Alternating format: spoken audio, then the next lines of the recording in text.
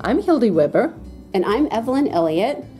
Join us as we undertake a journey to find out everything you wanted to know about real estate in the greater Seattle area.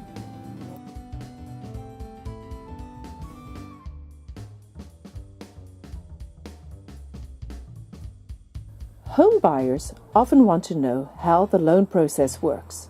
To get the answers, we talked to Michael Press, a mortgage loan officer with Homestreet Bank in Seattle.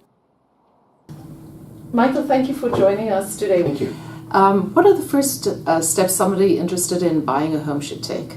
Well, the first step they should take is get connected with their lender and submit an application.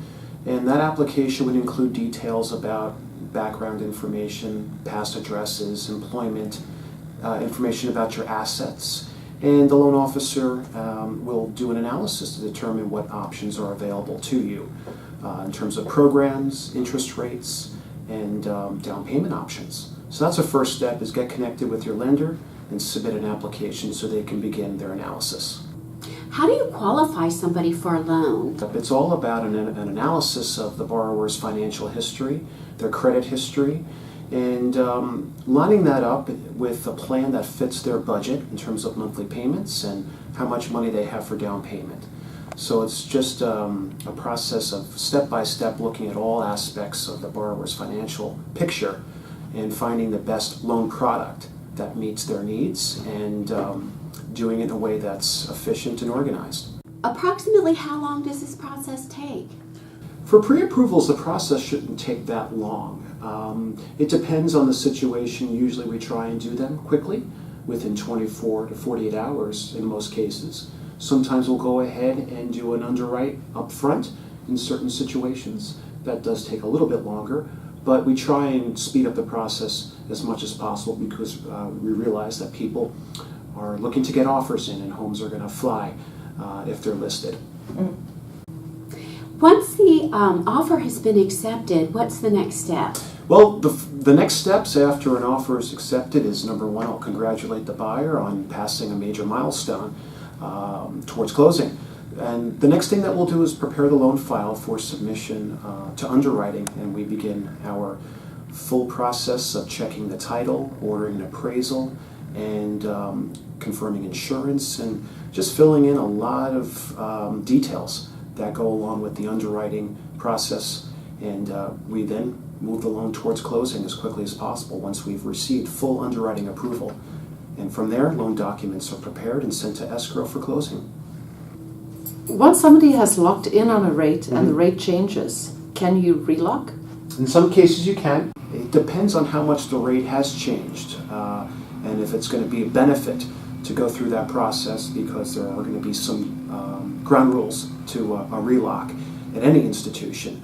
So it would be something that we would discuss with our borrower, and if there's any opportunity to get them a lower rate, we're going to go ahead and try that.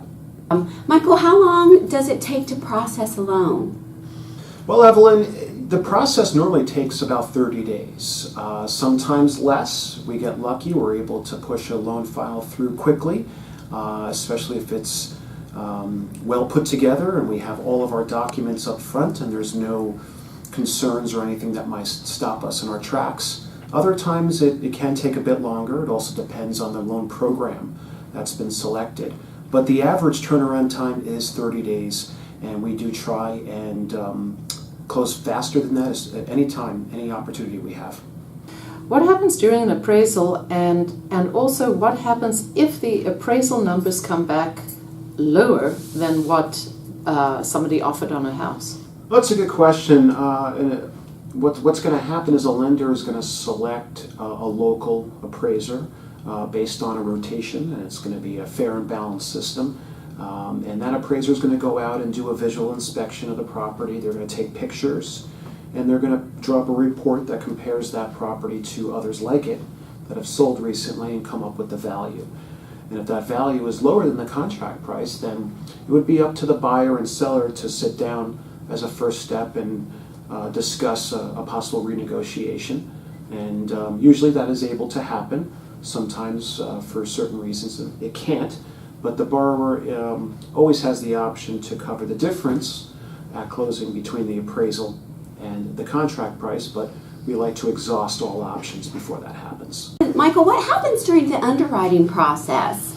Well, Evelyn, as I may have touched on earlier, it is a pretty intensive process, especially in this current market where an underwriter is going to dive into all the details of your income documents, your asset information, the appraisal, the title work, and they're going to look at every angle of the loan file to make sure it meets guidelines. And basically they should be going in line with what the loan officer has put together.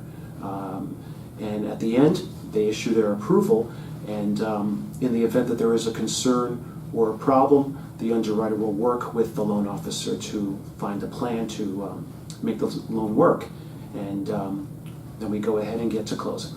Any advice for would-be homeowners? My best advice is to be proactive. Don't wait. Get pre-approved early so that in the event there is something about your profile that needs a little attention or a little work, something on your credit report, something regarding your job or income, it's always good to get an early start, work with a loan officer to get a plan, and also connect with your real estate agent to make sure that they are aware of your plans, and when the time is right, go out there and you find a home. Thank you, Michael. Thank you. Thank you. Thank you.